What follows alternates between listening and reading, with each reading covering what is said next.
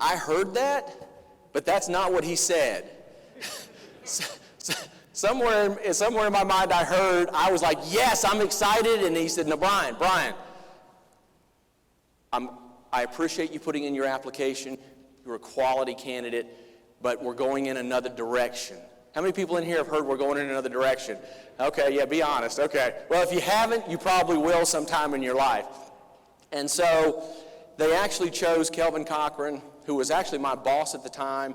Kelvin was a few years older than me. He had certainly more experience than I did. Kelvin went on to be the chief, great chief. He went on to be the chief of Atlanta.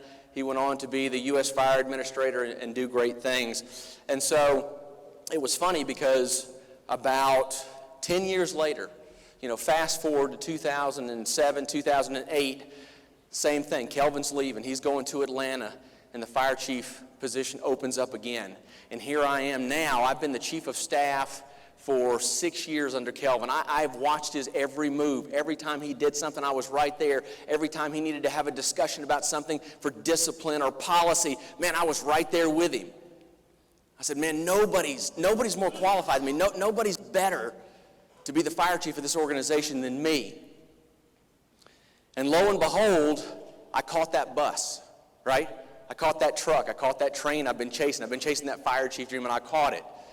And I became the fire chief of the Shreveport Fire Department in 2008. And it didn't take me but about 4 months to realize, after a series of things that happen all the time. But to me, it felt like, damn, is it just me, or did they wait until I became fire chief to put all these problems on somebody? You ever feel that way? You get promoted and then you get all this stuff. And the first 6 months were rocky. My wife will tell you, the first year that I was fire chief, it was the worst year of my life. I still say that's the worst year of my life. It was a lot of changes. It was a lot of getting used to the pressure of being the chief. And I realized then, in 2008, until you've actually been in those shoes. How many people are fire chiefs in here? Raise your hand. How many people want to be fire chiefs? All right, I want to talk to y'all afterwards. But until you've actually been the fire chief, there's no classroom, there's no simulator, there's no experience, there's nothing I can even tell you or your chief can even tell you that can prepare you for the weight, and the chiefs know what I'm talking about, of being the fire chief, where every decision you make affects somebody in your organization, affects somebody in your community. Because every time you made that decision before, whether you're a company officer, or you're a battalion chief, or you're a lieutenant, and you've moved up the ranks, your decisions basically affected operations. You affected the station you were at, or the piece of equipment that you were on, or the battalion that you were over, or if you're an assistant chief or a deputy chief, the shift that you were over. But when you become the fire chief, and you make a decision, and let's just say you have 100 people in your organization, chances are about 50 of those people will think you made a pretty good decision. About 30 or 40 of those people won't care one way or the other unless they're affected by the decision. And then you're always going to have that what? You're always going to have that 10% somewhere in there. It doesn't matter what you do. It doesn't matter if you give them a 10% raise, you give them all new fire trucks, you give them a new clothing allowance, you build them new fire stations. They're going to find something to complain about. Well, this is linoleum on the floor right here. I told you Chief wasn't going to spring for the good stuff, right? They're going to find something to complain about.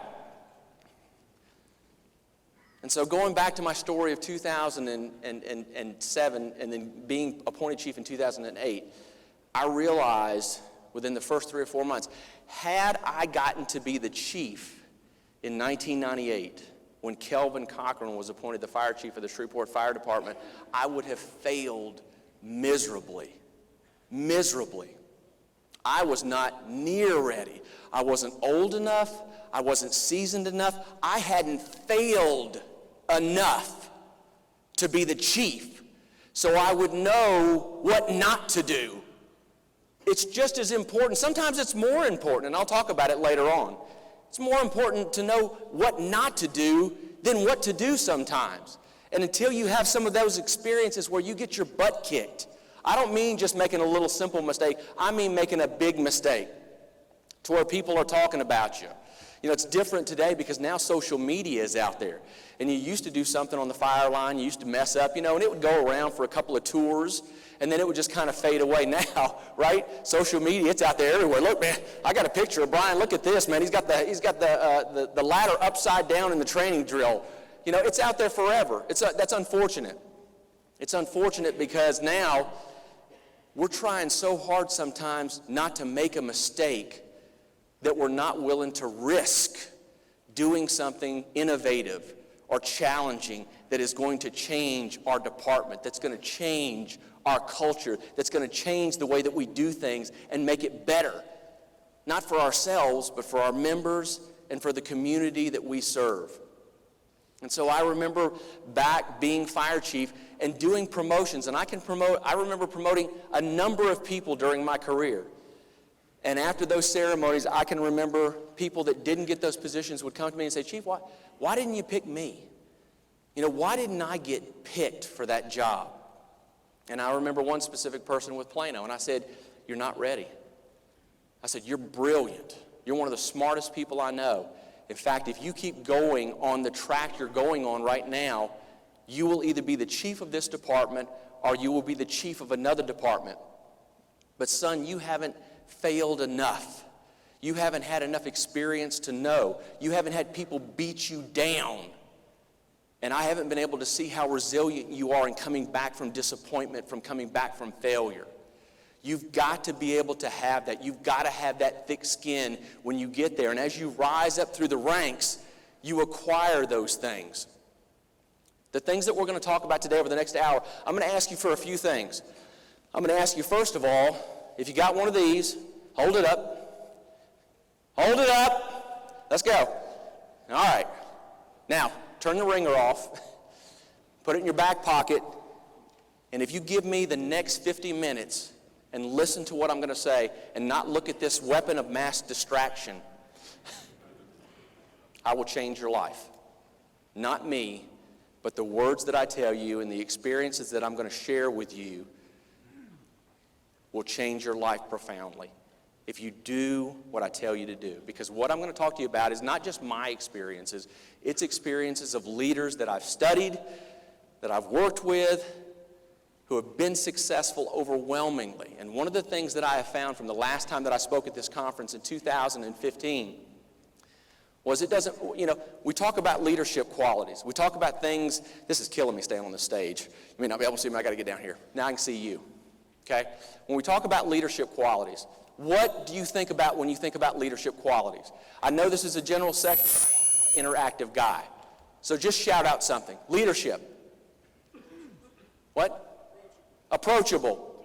Integrity. Vision. Trust. What? Humility. Accountability. Transparency. Influence. Knowledgeable. Experienced. Proactive. Ethical. All of those things are right. All of those things talk about leadership. But all of those things aren't worth the paper that they're written on or the voices that just pronounce them if you're not committed to something. What does commitment mean? Commitment means I don't do something just one day. Commitment means it is a lifestyle. It is something that I practice. What's the difference between commitment and compliance? Guys and ladies that are in the audience, what we do every day requires a significant amount of compliance, right? We have to comply with the rules and regulations. We have to comply with the SOPs. We have to comply with the protocols. We have to comply with our paramedic rules and what medicine we can give, what hoses to pull off the truck, what hazardous material things that we do when we mitigate those circumstances. Those are all compliance issues, okay? Those are things you have to do, okay? It's kind of like mandatory training. How many people are here because they have to be here? How many people are here because they want to be here? That's the difference between compliance and commitment. Compliance is showing up because you have to be there. Compliance is doing what you have to do. Commitment is heart. Commitment is heart and soul. not doing something because I want to do it. I'm doing something because it's the right thing to do. And it's not something I'm going to do just today. It's something I am going to do for my career. So let's talk about those important things that commitment is. And I don't write a lot of things on my slides. I usually write just one word up there and we talk about it a little bit. All in commitment is when an individual, group, team, or organization becomes fully invested and engaged in doing and sacrificing whatever is necessary to overcome the obstacles and challenges to bring dreams, ideas, goals, visions to reality. Commitment is a choice. When you commit to something, you're making a conscious decision to pursue it wholeheartedly, to be dedicated, to give it your all. Commitment is a choice. When you commit, you're making an active decision to do so. As such, when you're committed to do something, you can also choose at any point to no longer do it. You can choose to no longer do it. And so, when I started putting this presentation together, I thought there are two things that I have witnessed people who are successful do in their careers. And it's not just the fire service. It can be private industry, Bill Gates or Steve Jobs or whoever it is. They have two things in common. They're all committed to something. They're committed to a vision, they're committed to a mission, and they put forth whatever effort is necessary to be successful. And so as we talk about those things, I want you to look at this paradigm behind me. And I want to talk a little bit of psychology. My graduate degree is in psychology, and that means I studied people and I studied groups of people and how and why they do things. When we are born, we are inherently committed to do certain things. Remember, commitment is a choice. It's a choice of heart.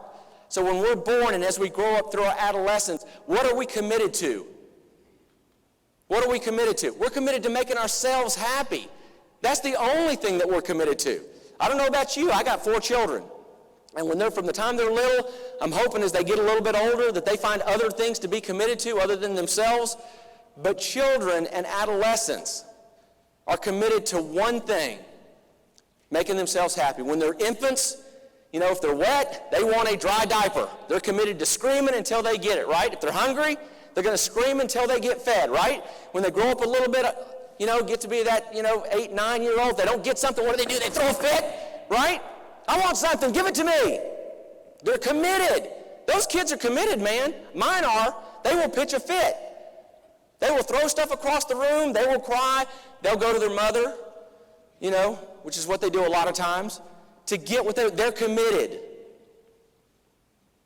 But as we get older, our commitments start shifting, hopefully, off of ourselves and onto others.